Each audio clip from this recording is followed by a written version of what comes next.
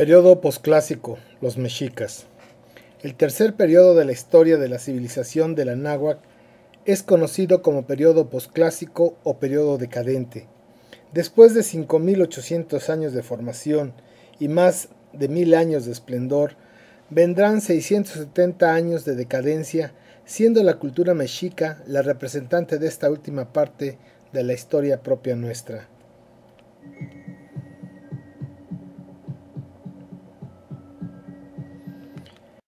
El periodo clásico culminó abruptamente alrededor del año 850 de manera inexplicable. Desde el norte de los Estados Unidos hasta Nicaragua, los centros de conocimiento fueron destruidos piedra sobre piedra, cubiertos de tierra, y los venerables maestros desaparecieron misteriosamente. ¿Por qué lo hicieron? ¿Cómo lo hicieron? ¿Y a dónde se fueron? Sigue siendo el gran misterio de la civilización de la náhuatl. Este es el verdadero trauma cultural. La conquista y la colonia son solo sus consecuencias.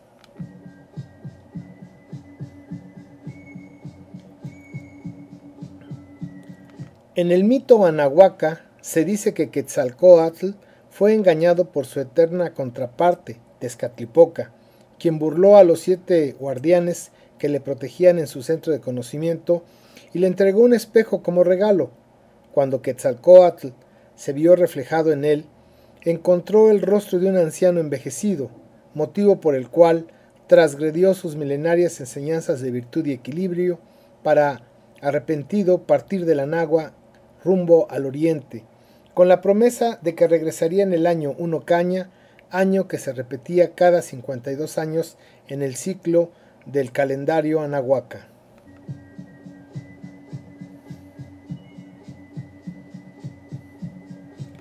La metáfora indica que el conocimiento había envejecido y que necesitaba renovarse para regresar y restaurar el imperio de la virtud y el equilibrio. Para los anahuacas, como para todas las civilizaciones antiguas, el tiempo y la vida son cíclicos, de modo que, en el anáhuac, se está viviendo este periodo de oscuridad desde el siglo IX y está en espera permanente de que se encarne en el rostro y corazón de sus hijos el símbolo de Quetzalcóatl, que restablecerá el equilibrio y el imperio de la virtud.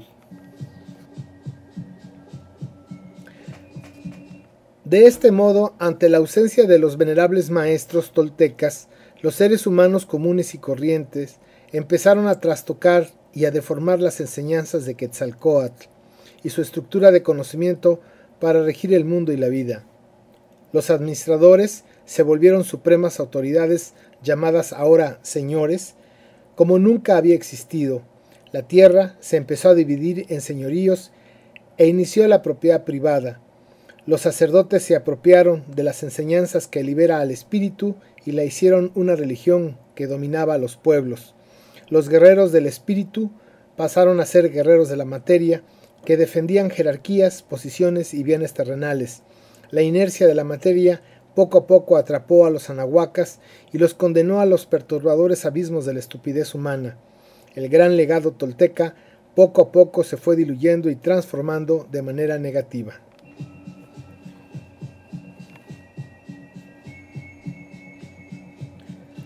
A principios del año 1000 de esta era, comenzaron diversos intentos por rehacer el añorado imperio tolteca que unió a todos los pueblos y culturas a través de la sabiduría de la Toltecayotl y que durante más de 1000 años propició uno de los más impresionantes desarrollos humanos del planeta. Pero esta vez lo intentaron torpemente por medio de las armas en unas guerras que, aunque se llamaban floridas, contradecían totalmente la filosofía espiritual tolteca y en un mundo donde, en nombre de los toltecas, se quería construir un imperio que los especialistas llaman Suyuano.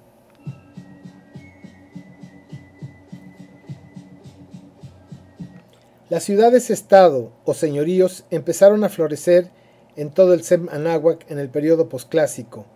En la zona maya fueron principalmente las ciudades de Chichén Itzá y Mayapán, en la zona oaxaqueña Tututepec, Sachila y Tehuantepec, en el altiplano central Tula y Tenochtitlan, en el occidente Tzintzuntzan y Tingambato y en las costas del Golfo de México Zempoala.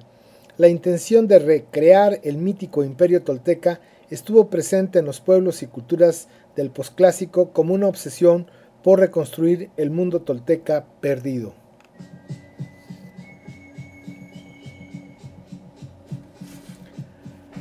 Personajes como Cosijoesa zapoteco, Ocho Venado Garra de Tigre mixteco, Moctezuma el Huicamina, Tlacaele y Axayaca mexicas, Huitzinamengari y Calzonzin purépechas, entre otros, buscaron por medio de las armas y las alianzas recuperar la hegemonía tolteca del Sem Anáhuac, pero ninguno lo logró y sus victorias fueron temporales y de espacios reducidos geográficamente en relación a todo el Sem Anáhuac.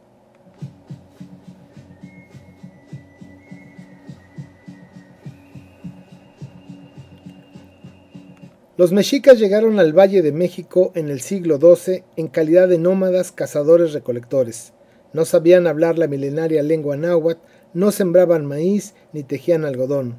Los códices de aquellos tiempos los escribieron como el pueblo sin rostro. Su historia ha sufrido muchos cambios.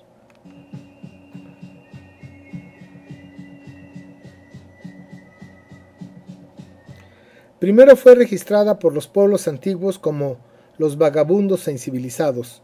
Posteriormente, siendo Tlacael el Cihuacóatl de Tenochtitlan, mandó destruir la historia antigua del Sem Anáhuac y creó una nueva versión en donde los mexicas ocuparán el lugar central, apropiándose de los mitos de origen del Anáhuac, como el de la famosa peregrinación que partió de un lugar de las 7 cuevas en búsqueda de una tierra prometida, guiados por un Mesías nacido de Madre Virgen. Posteriormente, los conquistadores y los misioneros en el siglo XVI presentaron a los mexicas como caníbales e idólatras para justificar sus crímenes de lesa humanidad. Para el siglo XVII y XVIII, los criollos los presentaron míticamente como los romanos de estas antiguas tierras que los criollos pensaban que les pertenecían a ellos y no a los gachupines. Y finalmente, para la historia oficial neocolonial contemporánea, los mexicas se convirtieron en aztecas y son la cultura más importante, entre comillas, que representa la historia antigua del Sem Anáhuac, llamada oficialmente historia prehispánica, despojando de su propio nombre e identidad a los anahuacas contemporáneos.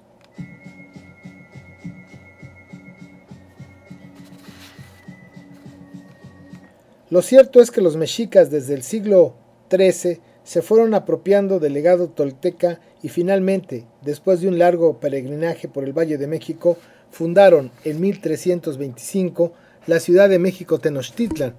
Mantuvieron una condición subordinada hasta que se rebelaron contra Azcapotzalco, guiados por Tlacaeler, el más célebre de los Cihuacóatl e ideólogo de la Triple Alianza o Escantlatontlán, quien fue el poder atrás del trono de 1428 a 1478 y autor intelectual de las reformas mexicas al pensamiento tolteca.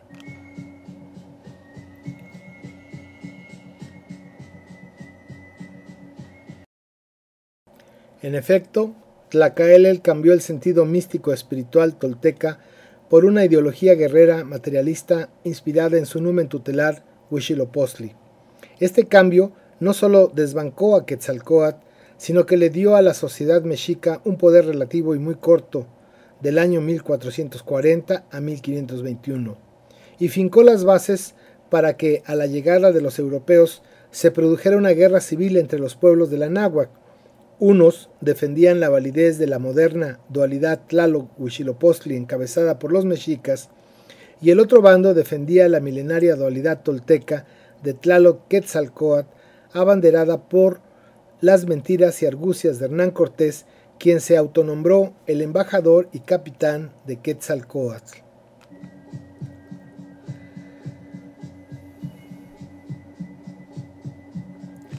Tlacaelel decretó que los toltecas se habían equivocado. Argumentó que el sacrificio al águila, es decir, al sol, no era espiritual, sino de carácter material, por lo cual se veía amenazado y próximo a su fin. Le dio a los mexicas la responsabilidad de sostener al quinto sol a través del sacrificio humano, asegurando el futuro de la expansión mexica en el terreno religioso e ideológico y en el material. La expansión y dominación mexica estaba sustentada por un destino manifiesto encarnado en ser el pueblo del sol.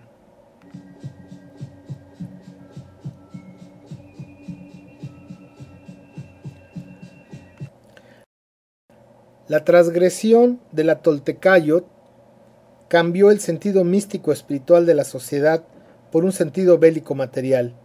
La guerra florida tolteca, de carácter espiritual y personal, pasó, con las reformas de Tlacaelel, a ser una guerra material de Estado en contra de los pueblos vecinos, para imponer grandes tributos y tomar prisioneros para sacrificarlos y alimentar al sol. Las milenarias escuelas toltecas de virtud y conciencia espiritual pasaron a ser escuelas militares. La sociedad en su conjunto se militarizó y empezó a desarrollar el culto al poder político, a la riqueza material, al atesoramiento y al consumo de sofisticados productos traídos de lejanas tierras vía el comercio o los tributos.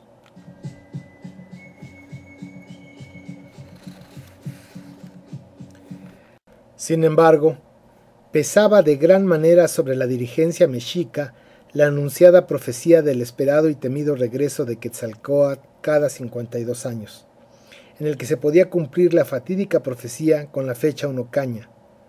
A pesar del poder creciente de los mexicas y sus aliados, flotaba un medio entre la dirigencia por la cercana fecha de la profecía y porque se habían visto en las costas del Golfo de México, por donde profetizó regresaría Quetzalcóatl, las expediciones de Francisco Hernández de Córdoba en 1517 y de Juan de Grijalva en 1518.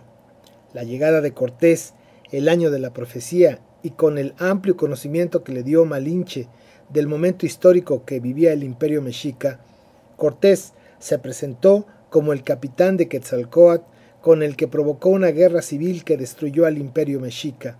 La caída del imperio mexica no se debió a la presencia de los aventureros españoles, sino a los problemas internos de la sociedad, cultura y religión mexica.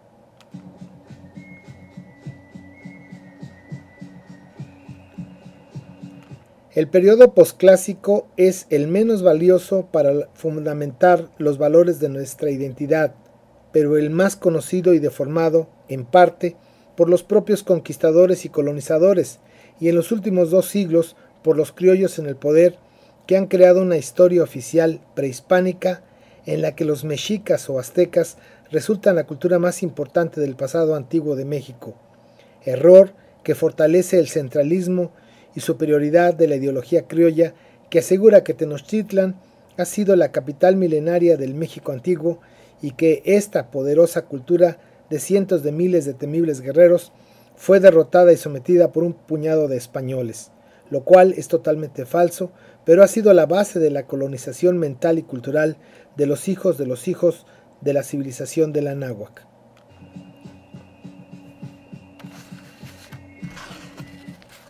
Por esto, es necesario e imprescindible rescatar la historia de los procesos de colonización y construir una nueva historia propia nuestra, no solo la visión de los vencidos, sino todo lo contrario, refundar nuestra nación para escribir una historia verdadera en la que se dignifiquen las dos partes que nos conforman sin exclusiones, hoy como pueblo mestizo culturalmente que afortunadamente somos, para ser dignos herederos de Moctezuma el Huicamina y Gonzalo Guerrero, de Nezahualcóyotl y de Cervantes, de Cuauhtémoc y de Las Casas, de Morelos y de Mina, y de una larga lista de mujeres y hombres que han entregado su vida para la formación de una nación justa e igualitaria, porque el futuro de nuestra cultura está en el conocimiento pleno de su pasado.